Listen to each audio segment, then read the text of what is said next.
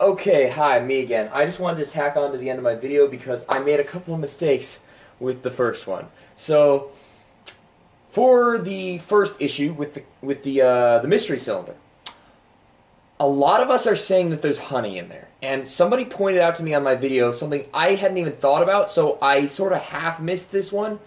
But once he pointed it out to me, I came up with another solution, so I'm going to give myself a little bit of credit for this one.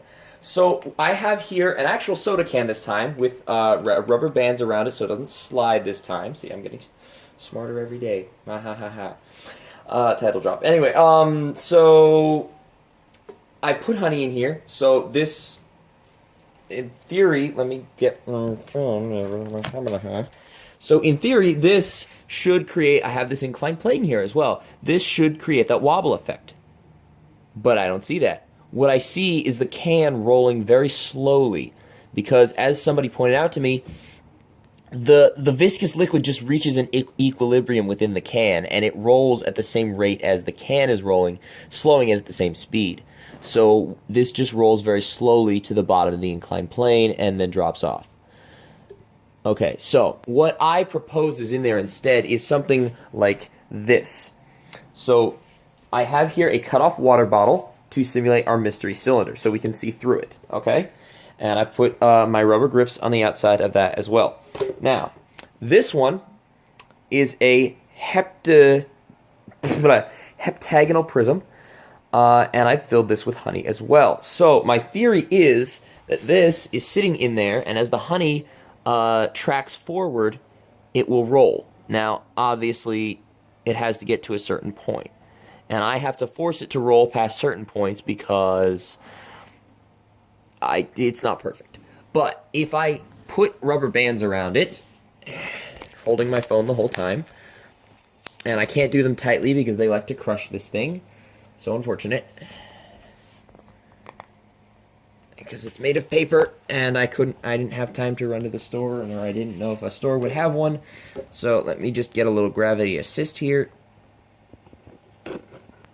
And I screwed up. Oh well, whatever. Phone, lean on this while I thing. And congratulations, Derek. You have made me build a thing, okay? Talk about that in a moment, but okay, so let me just get this honey to settle. I'm just going to give it like a minute because it was sitting for a minute with Derek's setup. Okay, so now I'm just going to let this roll. Now the honey is going to track forward, and then the thing's going to wobble forward. It's going to stop, and then the honey is going to shift forward again. That's why I use clear tape so we can see what's happening here. And as the honey shifts forward, I don't think it's going to do it at this angle. I've noticed it needs to be like an 8-sided figure. I made 7 sides, and it needs to be 8 sides. But I'm just going to cheat a little bit here. I'm going to roll it forward myself past this point. Okay, so as the honey tracks forward, the thing is still not moving, but after a certain point, the whole system is going to wobble forward because the honey is going to create that weight, and there it goes. So assuming that, so this seems to be the angle, so I think you would need like 11 sides to this. But I think this is what Derek has in there. I believe it's a prism of some sort filled with a viscous liquid. And in fact, the honey is moving so slowly, I think he actually has oil in there. I think it's less viscous than honey. So that's my new answer for that. I am retracting the just honey statement. I think it's viscous liquid inside of a prism inside of the mystery cylinder. I think it's 2 things in there that would create that wobble effect. My setup is not continuing because I didn't build it perfect, so maybe I'll build another perfect one and make another video. But moving on to over here, I have, let me get set up. All right, so my marker magnetized. Okay, so distance or speed or velocity is calculated as distance over time. So this is the thing I was forgetting. I was kind of embarrassed about this because I should know this. I'm 6 years out of high school, so it's been a while, but I should still know this. I was an AP physics student. So distance over time.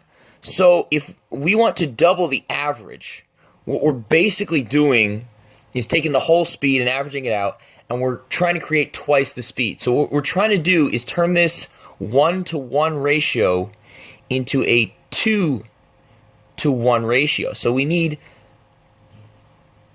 trying to create 2-to-1. But the problem is we're taking twice the speed. So we have d1 plus d2. But because d1 is equal to d2,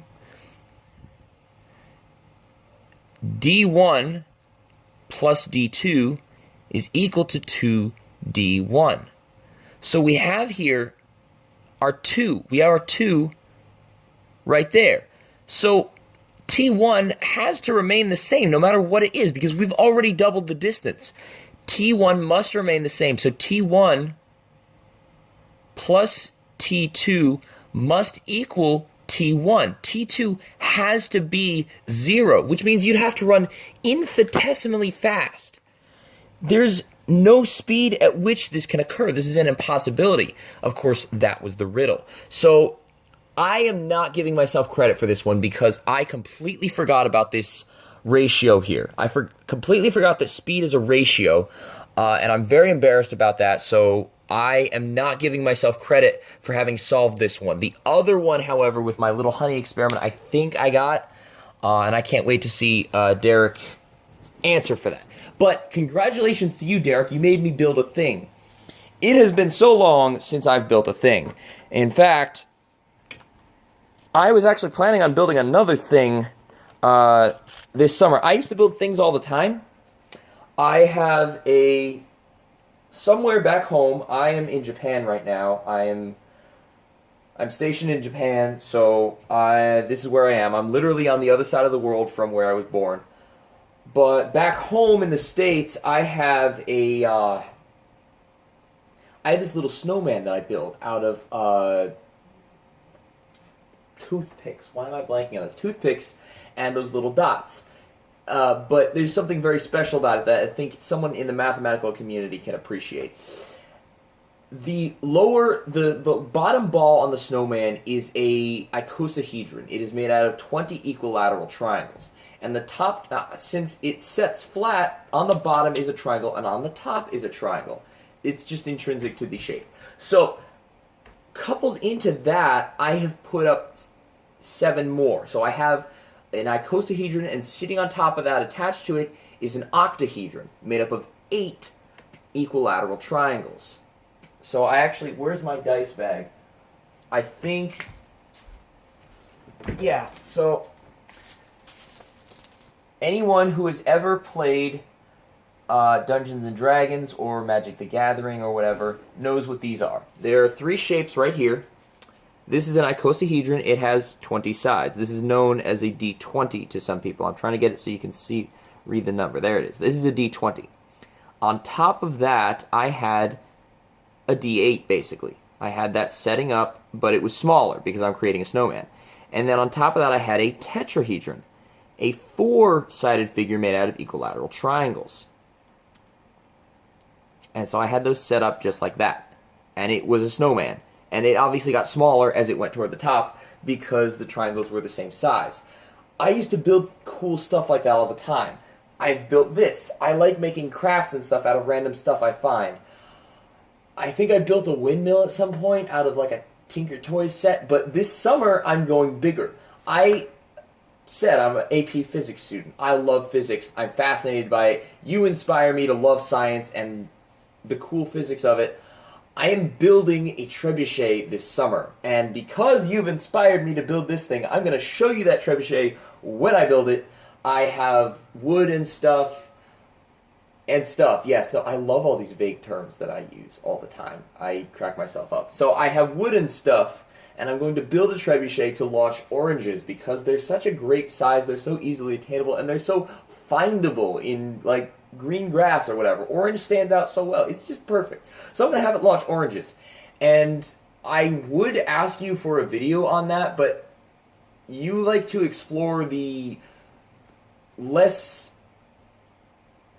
intuitive areas of science, and you like to show people stuff they never really thought about. So I thought about maybe asking you for a video on the physics of trebuchets, but really I should just do it myself, and honestly, it already exists. I had to look up the physics of a trebuchet in order to learn how to design it. There's actually a set of stall points.